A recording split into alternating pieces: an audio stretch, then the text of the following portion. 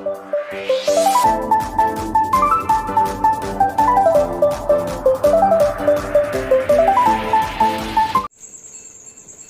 दोस्तों, education point channel पर आप सभी का स्वागत है। पिछली वीडियो में हमने क्लास 10 की मैथ चैप्टर नंबर 8 त्रिकोणमिति का एक्सरसाइज 8.1 पूरा कर लिया है। आज के इस वीडियो में हम 8.2 एक्सरसाइज करेंगे। तो सबसे पहले बता दें, अगर आपने वो सब वीडियो नहीं देखी हो पिछली वीडियो, तो उसकी लिंक डिस्क्रिप्शन में मिल जाएगी, वहां से आप इसे देख सकते हैं। तो चलिए पहला क्वेश्चन शुरू करते हैं 8.2 का। तो सबसे पहले क्या है, पहला क्वेश्चन इसमें कह रहा है इवैल्यूएट द फॉलोइंग, यानी नीचे लिखे जो सवालात हैं उसके वैल्यू पता करो। तो पहला है साइन 60, पहला है क्वेश्चन नंबर 1 का पहला है sine 60 into cos 30 plus sine 30 into cos 60। और दूसरा इसका 2 tan square 45 plus cos square 30 minus sine square 60। तो ये दोनों क्वेश्चन हैं, तो हम पहले इन दोनों को करते हैं। साइन 60 हमने पढ़ा था, साइन 60 की वैल्यू हमने पिछली वीडियो में पढ़ा है फार्मूला के बारे में, वहां पर उसकी वैल्यू दी गई है। त्रिकोणमितीय अनुपात उसकी वैल्यू दी गई है 0, 30, 45, 60, 90। तो साइन 60 की वैल्यू हमने पढ़ा था √3/2। अगर आपको याद ना हो तो डिस्क्रिप्शन में लिंक मिल जाएगी, वहां से आप इसका फार्मूला याद कर सकते हैं और इसका मान भी याद कर सकते हैं कि कितनी कितनी वैल्यू होती है किसकी। तो साइन 60 की वैल्यू √3/2 होती है। मल्टीप्लाई किससे किया गया, cos 30। अब cos 30 की वैल्यू कितनी होती है, cos 30 की √3/2 होती है।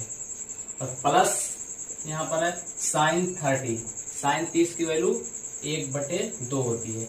और मल्टीप्लाई बाई cos 60 यानी cos 60 की वैल्यू कितनी होती है 1/2।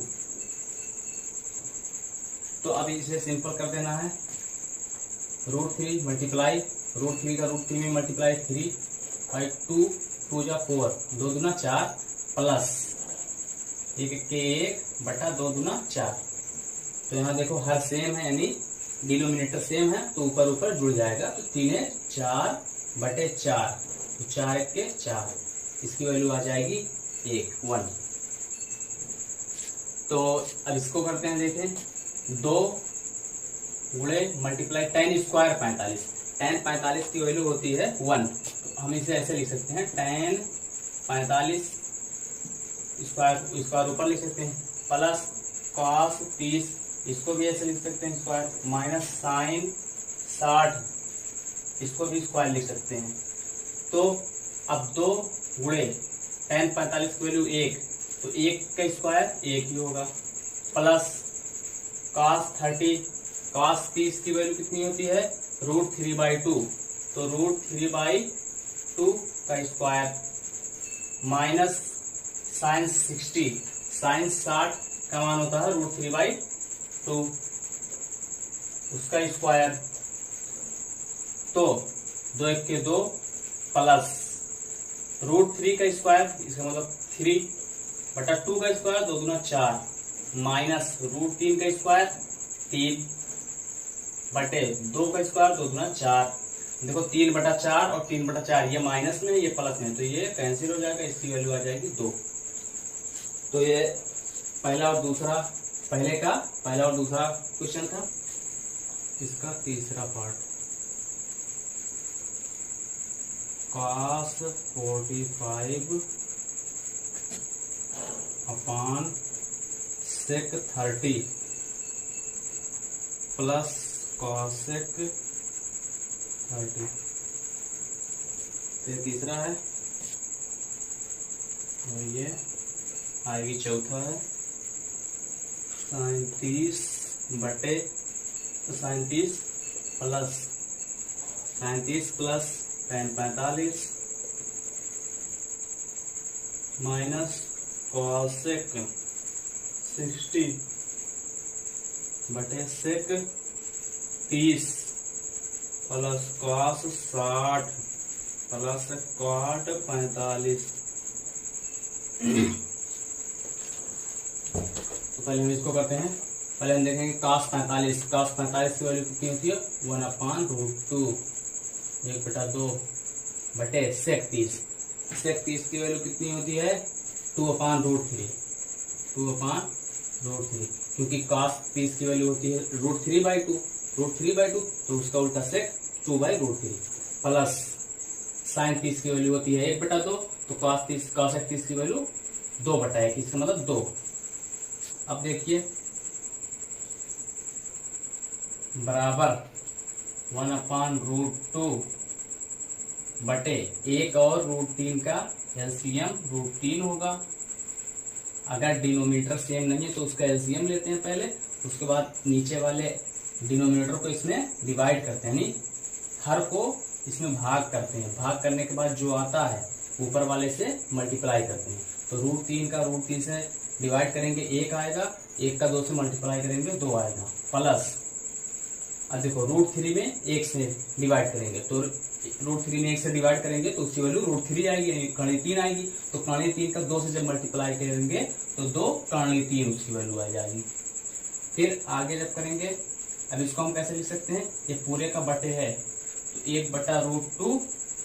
अब इसको हम मल्टीप्लाई करेंगे और मल्टीप्लाई जब करेंगे अगर डिवाइड में दिया है तो उसको मल्टीप्लाई करके और इसको पलट देंगे, यानी न्यूमरेटर को ऊपर न्यूमरेटर को नीचे डिनोमिनेटर को ऊपर। तो √3 ऊपर चला जाएगा और नीचे 2 प्लस 2√3 आ जाएगा।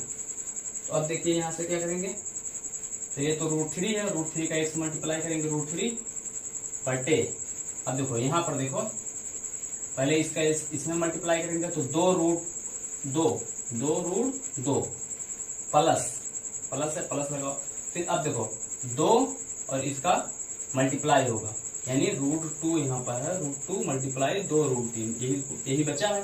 ये तो हो गया इसका मल्टीप्लाई प्लस लग गया। अब इसको इससे मल्टीप्लाई करना है तो ये 2 तो बाहर रहेगा और रूट वाला रूट से गुणा हो जाएगा, यानी √2 6, यानी रूट का रूट में गुणा होगा। यानी अगर रूट है तो ही रूट में मल्टीप्लाई होगा, यानी √2 है या रूट कुछ भी लिखा है यहाँ पर 7 लिखा है तो 7 दूनी 14 √14। लेकिन अगर है 2 जिससे लिखा है 2 गुणे √7 तो 2 सत्ते 14 नहीं करेंगे बल्कि 2√7 ही रहेगा। तो इसकी वैल्यू आ गई 2√2 6, तो 2√6। अब इसका हम लोग परमेयीकरण करेंगे। परमेयीकरण करने के लिए हमें इसको इस जो रूट अंडर रूट इसको हटाना है नीचे वाले का ऊपर है तो चलेगा, नीचे हटाना है। तो इसके लिए हम क्या करेंगे, जब परमेयीकरण करना होता है तो हम लोग यही संख्या, ये नीचे जो हर लिखा होता है यही लिखते हैं, लेकिन सिर्फ इसका जो साइन है वो चेंज हो जाता है। यहाँ प्लस हो तो यहाँ माइनस से करेंगे जो रूट से, बाकी यही रहेगी, नीचे भी वही ऊपर भी, यही ऊपर भी रहेगी यही नीचे, बस साइन का फर्क रहेगा। यहाँ जितना भी लिखा रहेगा हर में वही लिख देना है, बस साइन को चेंज कर। अगर यहाँ माइनस होता तो हम यहाँ प्लस करते, प्लस दोनों प्लस रहता। तो अब हम क्या करेंगे, अब देखो ये तो बन जाएगा √3, इसका मल्टीप्लाई अंदर हो रहा है 2 माइनस 2√2 माइनस 2√6, इसमें मल्टीप्लाई हो गया है √3 का बटे पूरे का बटे। अब देखो यहाँ से ये a है और ये b, a plus b a minus b, इसका फार्मूला होता है a plus b a minus b का फार्मूला होता है a square minus b square. तो देखो जब a स्क्वायर करेंगे यानी 2 कर्णी 2 का स्क्वायर जब करेंगे 2 कर्णी 2 का स्क्वायर, तो 2 का स्क्वायर तो 2 दूना 4 और कर्णी 2 का स्क्वायर हो जाएगा 2 ही होगा, तो 4 दूना 8, यानी 2 दूना 4 दूना 8, तो इसकी वैल्यू हो जाएगी 8 माइनस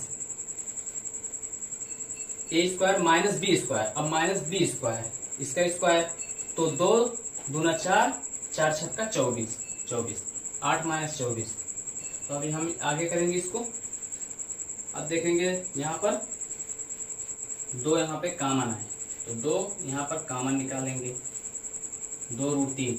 यहाँ से देखो यहाँ 2 है और यहाँ 2 है, तो 2 बाहर निकल जाएगा, 2 करनी 3। ये अब अंदर कितना बचा, √2 माइनस √6 पूरे का बटे 8 में से 24 गए 16 माइनस 16, 24 में से 8 गए 16, लेकिन माइनस का चिन्ह, माइनस वाला ज्यादा तो माइनस का चिन्ह, 2 8 16, ये माइनस रहेगा। तो अब कितना आ जाएगा, बराबर, अब देखिए √3, उसके बाद ब्रैकेट में √2 माइनस √6, तो √3 और √2 का जब मल्टीप्लाई करेंगे तो 3 दूना 6, तो √6।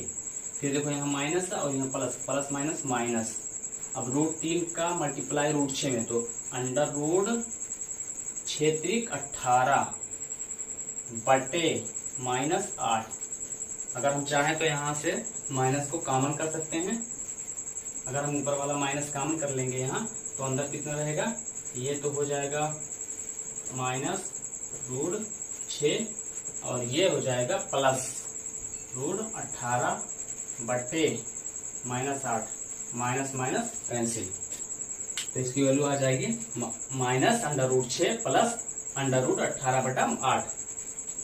यहाँ पर हमने माइनस को कॉमन कर लिया, तो अगर माइनस को कॉमन कर लिया तो अंदर माइनस रहेगा, तो माइनस माइनस तभी तो प्लस होगा यहाँ, और माइनस प्लस तभी तो माइनस होगा। तो ये हो गया क्वेश्चन, नोट कर लीजिए इसको। तो अब इसको करेंगे, साइन 30 की वैल्यू होती है, साइन 30 की वैल्यू होती है 1/2 प्लस tan 45 की होती है 1 माइनस cosec 60 की वैल्यू होती है, साइन 60 की वैल्यू होती है √3/2, तो इसकी होगी 2/√3, इसका उल्टा होता है 2/√3 पूरे का बटे sec 30 की वैल्यू होती है, पहले cos 30 की वैल्यू होती है कितनी, √3/2, तो इसका होगा 2/√3 प्लस cos 60 की वैल्यू होती है 1/2 प्लस cot 45 की होती है 1। अब देखो, अब इसका हम एलसीएम लेंगे, यहाँ पर 1 लिखा है बटे में, यहाँ पे भी 1 आएगा, तो 2 1 और √3 का एलसीएम होगा 2 पानी में 3। तो अब इसको हल करने के लिए एलसीएम लेंगे। अब एलसीएम लेने के बाद नीचे वाला जो इसका हर है पहले इसमें डिवाइड करेंगे, डिवाइड पहले करेंगे, यानी 2√3 में 2 से डिवाइड करेंगे, 2 कट का √3 जितना आया, डिवाइड करने के बाद जितना आएगा उसका ऊपर मल्टीप्लाई होगा, तो √3 आया, √3 का 1 से √3 प्लस आ जाएगा।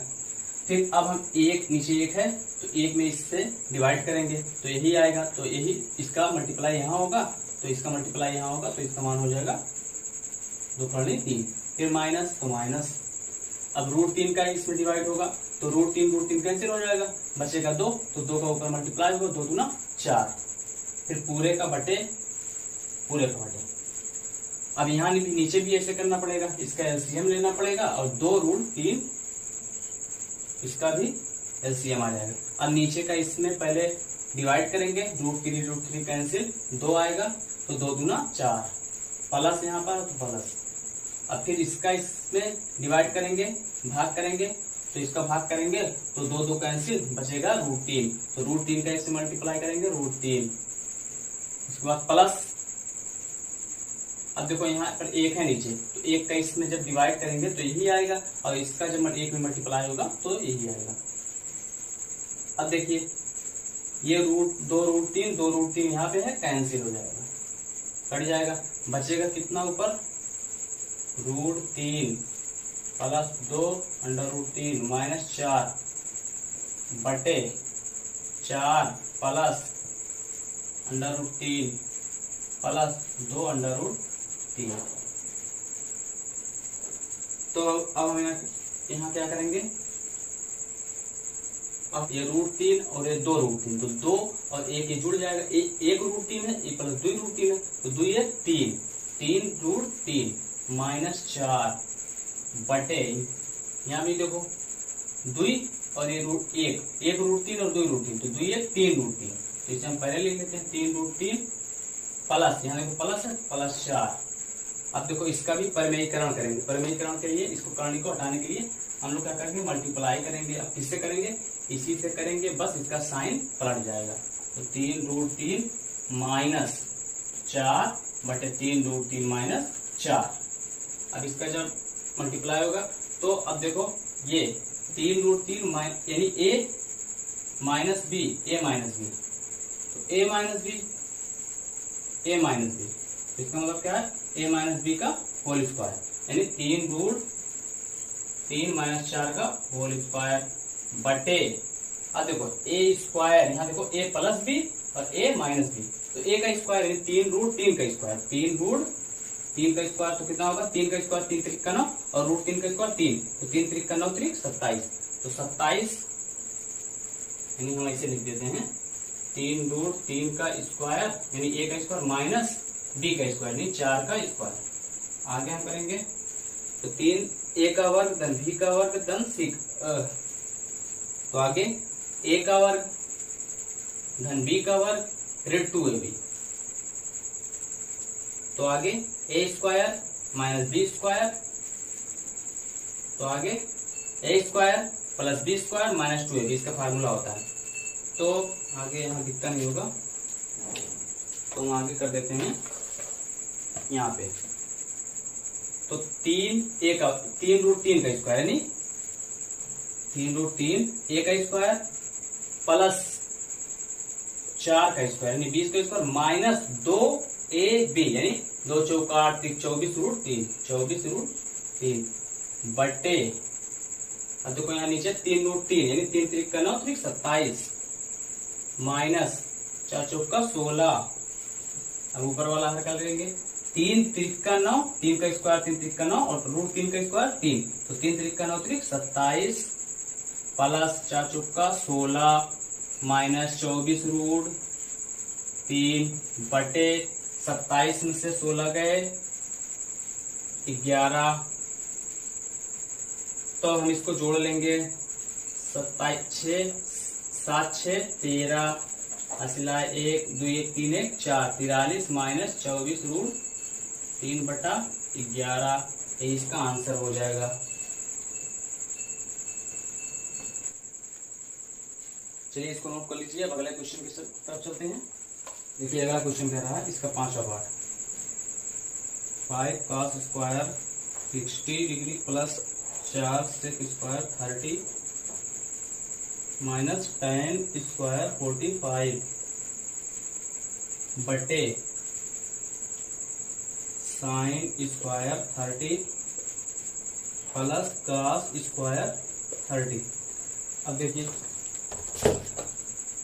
इसकी वैल्यू 5 मल्टीप्लाई बाई यानी 5 गुणे cos 60 का स्क्वायर हो जाएगा, स्क्वायर है तो cos 60 की वैल्यू कितनी होती है 1/2, तो 1/2 का स्क्वायर यानी 1/4, 1 1 1 2 2 4 प्लस 4 गुणे अब sec 30 यानी cos 30 की वैल्यू होती है √3/2, cos 30 की वैल्यू होती है √3/2, तो sec 30 की 2/√3, अब 2/√3 का स्क्वायर है तो स्क्वायर करेंगे जब इसका, तो 2 दूना 4 बटे √3 का स्क्वायर 3, तो 4/3 आ जाएगा, माइनस tan स्क्वायर tan 45 का मान 1 तो 1 का स्क्वायर 1, फिर बट्टे पूरे का sin 30 की वैल्यू होती है 1/2, अब 1/2 का स्क्वायर करेंगे तो 1/4 प्लस cos 30, अब cos 30 की वैल्यू होती है √3/2 यानी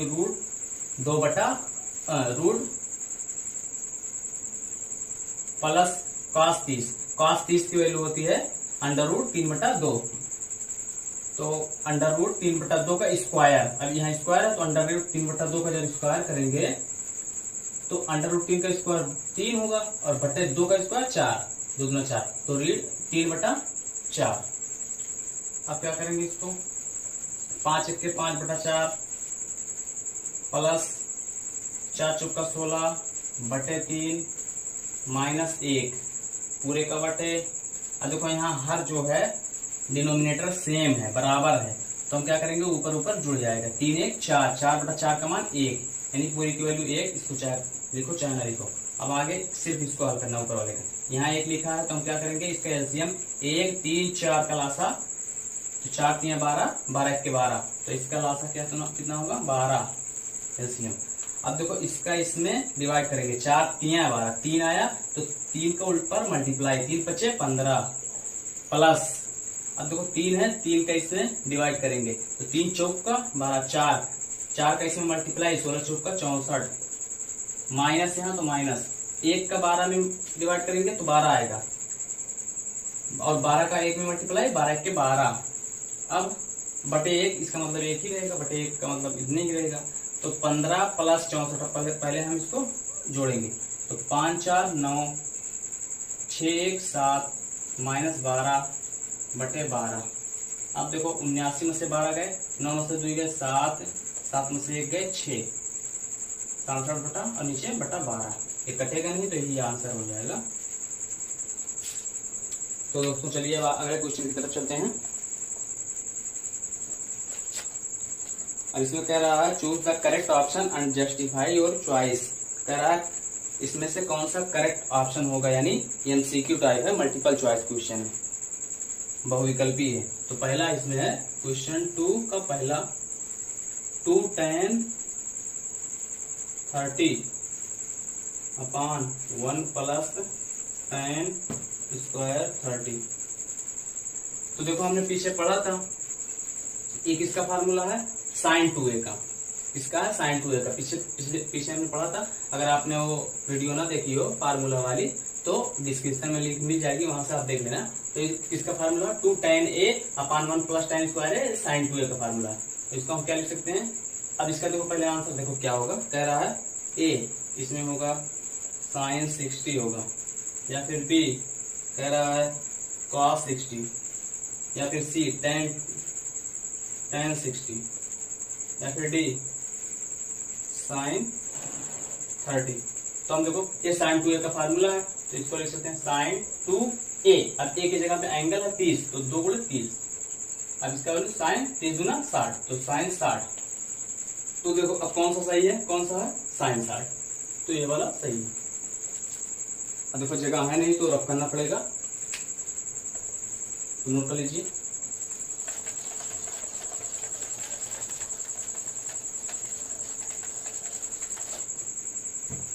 अब देखो इसका दूसरा पार्ट कह रहा है 1 माइनस tan स्क्वायर 45 बटे 1 प्लस tan स्क्वायर 45। कह रहा है इसकी वैल्यू कितनी होगी, a tan 90, या फिर b 1, या फिर c sin 45, या फिर d 0। तो देखो किसका formula 1 minus tan square a बटे 1 प्लस tan स्क्वायर a, ये किसका फार्मूला है, एक cos 2a का फार्मूला है, cos 2a का फार्मूला है ये। अगर हम इसको लिखेंगे तो ये cos 2a का फार्मूला है। अब a की जगह पे 45 है तो 2 गुणे 45, 45 गुना 90, तो cos 90 की वैल्यू कितनी होती है, 0 होती है। तो आंसर डी सही होगा। अगर ऐसे ना लगाना चाहो तो यहीं पर रख दो इसका मान 1 माइनस tan 45 की वैल्यू 1, तो 1 में से 0 आ जाएगा तब भी। तो चलते हैं तीसरा क्वेश्चन इसका। कह रहा sin 2a बराबर 2 sin a। कह रहा sin 2a बराबर 2 sin a होता है, सही होता है जब a की वैल्यू कितनी होती है, जब a की वैल्यू कह रहा कितनी होती है, इसमें से 0 होती है, 30 होती है, 45 होती है, 60 होती है। तो हमें देखना है तो एक कब सही होगा कि sin 2a 2 sin a के बराबर हो। तो पहले हम इसका फार्मूला क्या होता है, sin 2a बराबर होता है 2 sin a into cos a।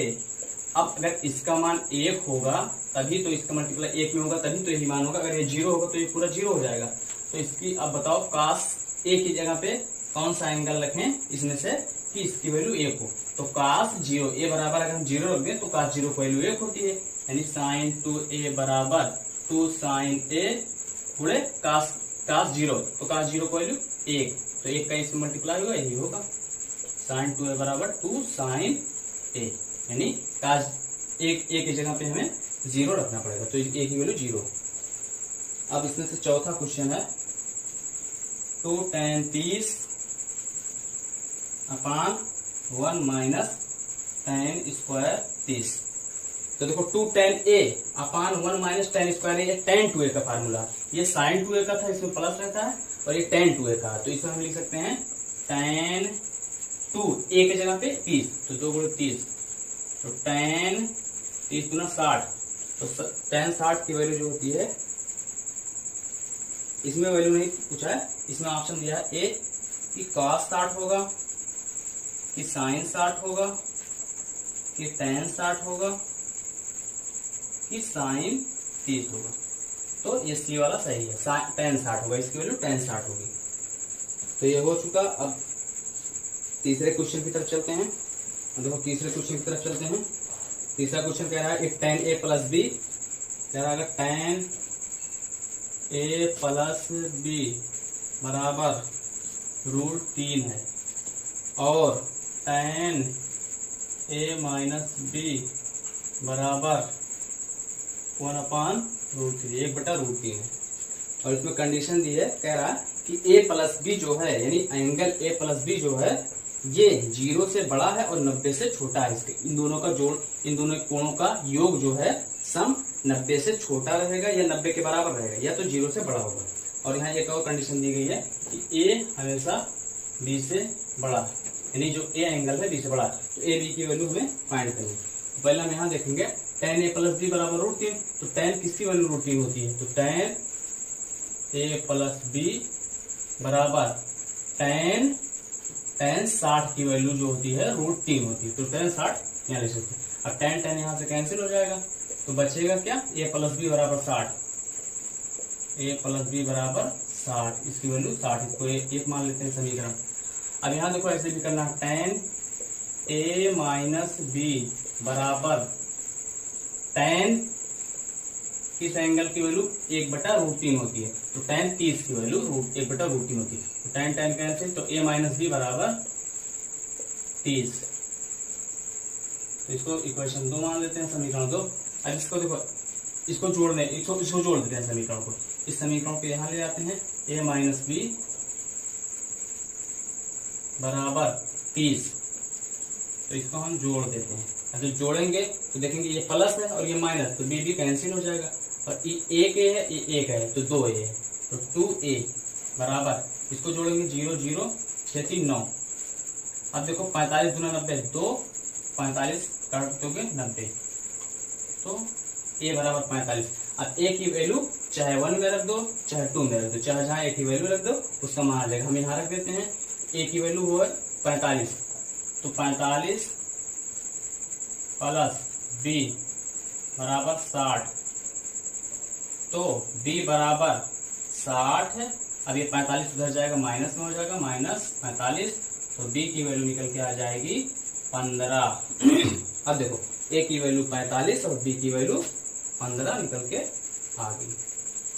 और यहाँ पर कंडीशन भी दिया था कि a ग्रेटर रहेगा, a मतलब बड़ा रहेगा b से, तो a जो है 45 यानी b से बड़ा है 45 से, और दोनों कोणों का योग कह रहा था कि 90 से छोटा रहेगा या 90 के बराबर रहेगा, और 0 से बड़ा, तो 0 से बड़ा दोनों कोणों का योग।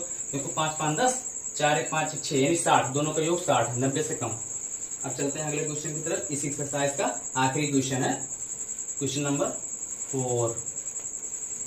देखो 4 क्या कह रहा है, state whether the following are true और फॉल्स, यानी बताओ कि नीचे लिखे हुए सही हैं या गलत हैं। तो पहला कह रहा है साइन a प्लस बी बराबर साइन a प्लस बी होता है, sine a plus sine b होता है। तो हमने पढ़ा साइन a प्लस बी बराबर sine a cos b plus cos a sine b होता है, तो इसका मतलब ये गलत है। और दूसरा है,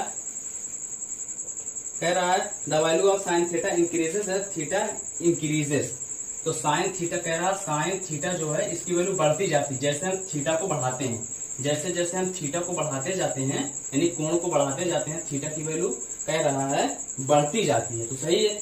अगर हम थीटा बराबर 0 रखेंगे तो इसकी वैल्यू 0, और हम 90 रखेंगे तो इसकी वैल्यू 1 हो जाती है। तो इसका मतलब 90 की वैल्यू 1 होती है। तो जैसे जैसे थीटा की वैल्यू बढ़ाते जाते हैं साइन थीटा भी बढ़ता चला जाता है। यानी जैसे जैसे हम एंगल बढ़ाएंगे, 0 करेंगे तो इसका मान 0 होगा पूरे का। अगर 30 करेंगे तो 1/2 होगा, आधा होगा।